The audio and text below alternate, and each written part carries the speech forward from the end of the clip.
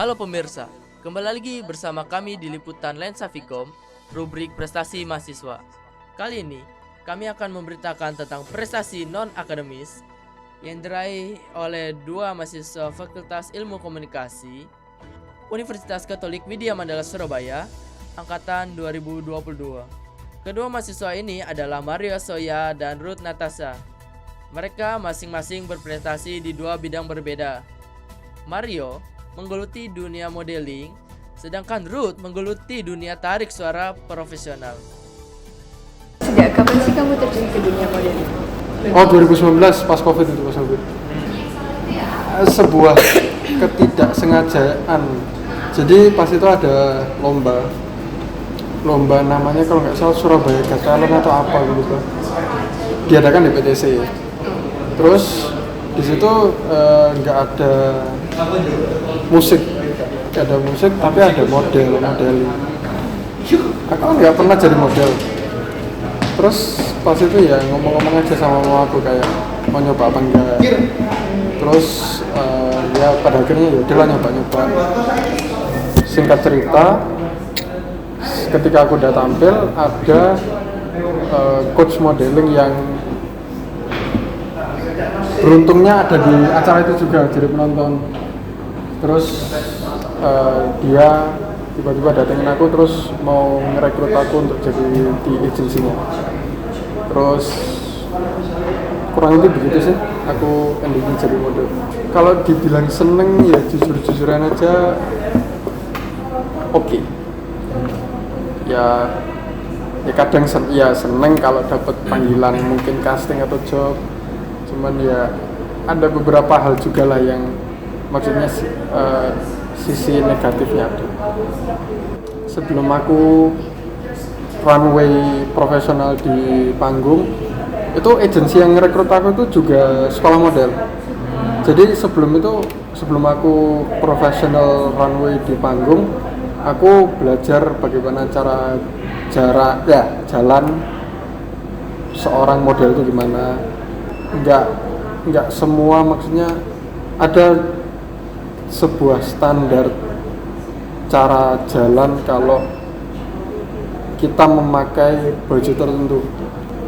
Pas sekolah itu ada nggak kayak peraturan misalkan kamu salah berapa kali terus kayak ada? Oh enggak ada. Cuman ya paling kalau aku jalannya masih salah terus gitu ya dia disuruh muter terus jalannya sampai sana balik. Soalnya dulu kan aku yang bikin lama belajarnya itu karena dulu posturku tuh bungkuk. Aku posturnya bungkuk sama kalau jalan itu nge-V, kakiku nge-V gini. Keturunan udah. Kalau di model itu sebaiknya jangan, soalnya dilihatnya jelek. Makanya yang bikin lama itu dari nge-V gini aku harus lurusin gini kakiku. Jadi itu yang bikin lama. Sekarang udah lulus. Aku itu lahir dari orang tua yang latar belakangnya dari Batak sama dari Manado. Ya kalau kalian yang tahu ini adalah suku-suku yang dimana memiliki suara emas. Oh Iya. iya. Jadi mereka bisa nyanyi. Ya mungkin turun ke anaknya dan setelah ini tuh aku juga ya dikasih anugerah lah sama Tuhan. Dan ini juga ngasih aktif kayak berkegiatan di gereja. Iya. Ya ini ya kembali lagi ya, semua yang ada dari hidup kita tuh kan sekali lagi bukan untuk hidup kita, bukan untuk milik kita, tapi itu milik Tuhan. Jadi kalau aku dikaruniakan suara yang memberkati banyak orang, ya kita harus balikan lagi untuk Tuhan. Jadi dulu terus aku masih kelas SMP ya, bangku SMP, bangku SMA itu sempat perform ya di sekitar sekolah aja. Kalau sekolah ngadain lomba di luar untuk kirim siswanya, kadang aku ikut. Juga pernah ikut tahun kemarin, itu kali pertama aku ikut ajang audisi Indonesia Idol. Oh sempat ikut ya? Oh ya? Sempat ikut, tapi untuk lolos ke babak Jakartanya enggak. Jadi di Surabayanya sempat lolos, ke Jakartanya enggak lolos. Jadi ceritanya gini teman-teman, aku dari kecil sebenarnya pengen banget, salah satu cita-cita aku untuk masuk Indonesia Idol. Ya tapi ada satu kendala yang aku harus struggle di situ sampai akhirnya aku memupuk harapan itu, aku memupuk mimpi itu dan nggak pernah aku harapkan lagi gitu. sampai satu kejadian kemarin itu, titik kemarin Tuhan itu seperti flashback, kamu pernah punya mimpi ini, tapi aku bilang sama Tuhan, Tuhan aku udah nggak pengen. Dan di situ Tuhan buka jalan, ya sudah aku masuk, but aku nggak pengen untuk menang, aku nggak pengen untuk show up lagi gitu loh.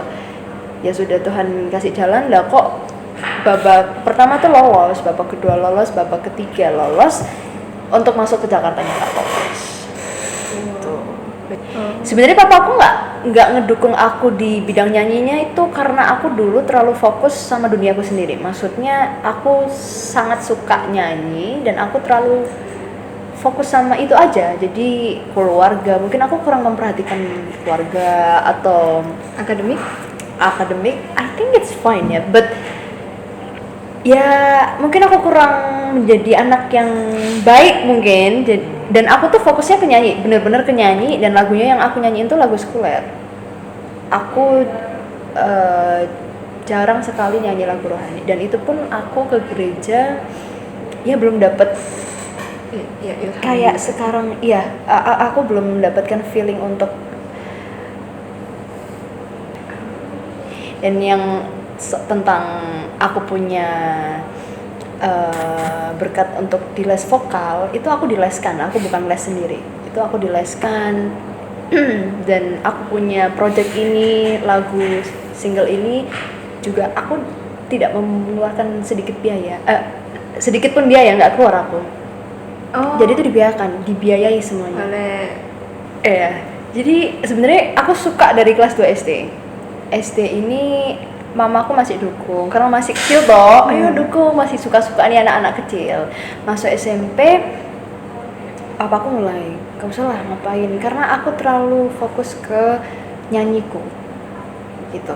SMA juga begitu, nggak usah, apalagi aku yang selalu nyanyi itu lagunya lagu sekuler teman-teman. Rohaniku nggak tak jaga, paham nggak sih? Jadi kebutuhan rohaniku, kita sebagai seorang manusia, kita kan juga harus toh untuk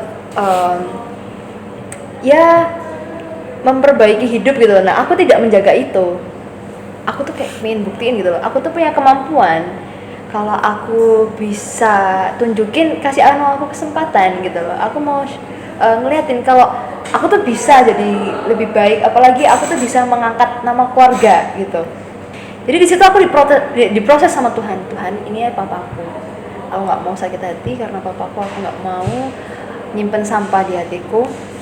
Ya sudah, kalau papaku seperti itu ya sudah. Makanya aku sempet nggak usah nyanyi-nyanyian. Aku melupakan semua impianku. Aku sudah taruh guys. Sudah. Wis, aku nyanyi untuk Tuhan. Aku nyanyi untuk Tuhan. Aku nyanyi untuk Tuhan. Jadi aku sudah melupakan itu semua. Aku kubur dalam-dalam. Gitu. Sampai akhirnya aku dapet ya doa nubuatan, ada janji Tuhan.